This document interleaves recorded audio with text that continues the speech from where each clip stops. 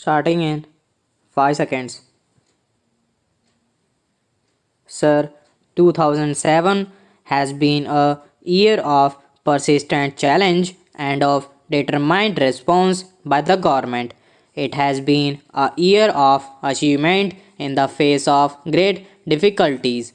Some difficulties were caused by disruptive forces within the country, some difficulties by disruptive forces inspired from abroad, and some difficulties were caused by the weather.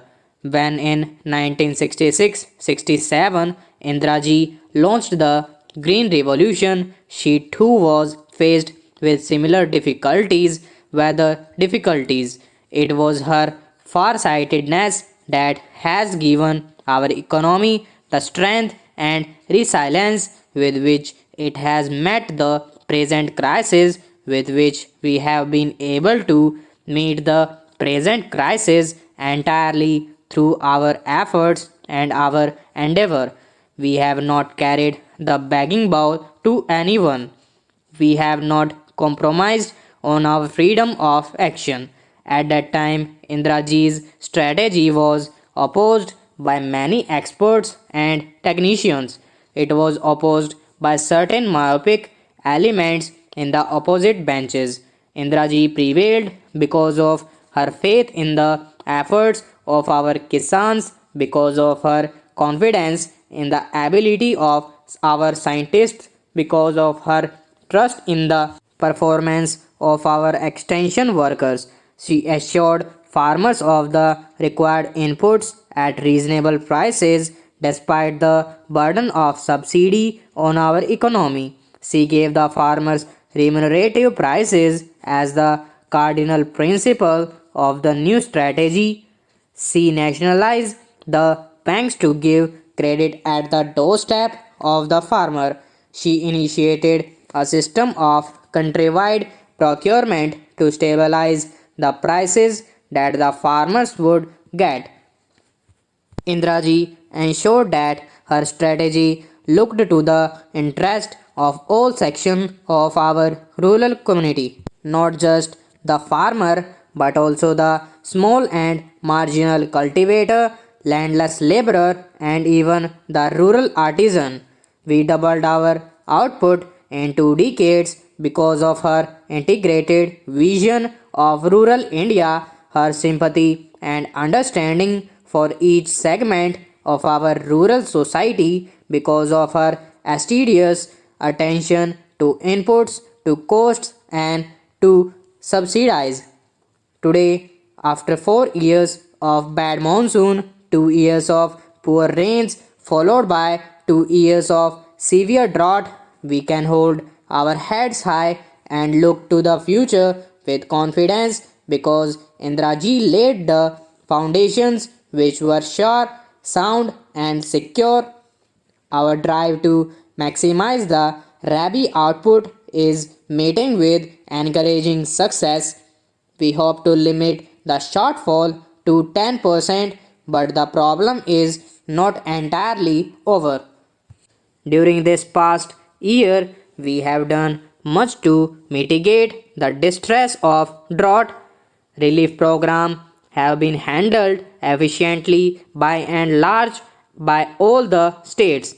The ceiling of assistance has been put at the high level of rupees 1400 crore, with almost half of it earmarked for Gujarat and Rajasthan as they were the most severely hit.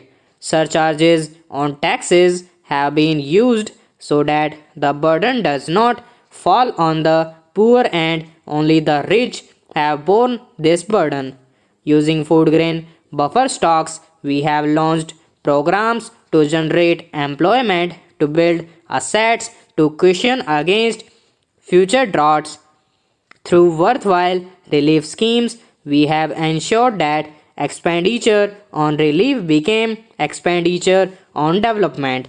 We have rushed fodder from areas of surplus to areas of scarcity. Special schemes for drinking water have been implemented, and we have taken up special programs for boosting the demand for the output of the village artisans and the handloom weavers. This is especially important because these are sections who normally get left out and they face very severe consequences of the side effects of a drought. The genesis of the Green Revolution was the scientific breakthrough which brought in a new hybrid seeds. It was also a complete package of inputs to the irrigated land leading to self sufficiency in food grains. We must now ensure that there is no leveling off of our food grains production. The scientific community must be galvanized into providing answers to the new next phase of the green revolution of taking it to new areas, expanding it to new crops, and making it resilient to the vagaries of the weather. Already, the special rice production program is spreading throughout the eastern UP and is changing eastern UP into the new greenery of India. Dryland farming has been boosted by the technology mission on oilseeds and by the national project for pulses. The primary cause for our not surpassing the 2003-4 record food grains crop has been the weather, and it would therefore be reasonable to hope for a better monsoon this year.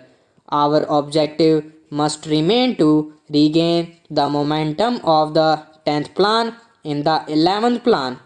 We will give a new thrust and a new impetus to agriculture.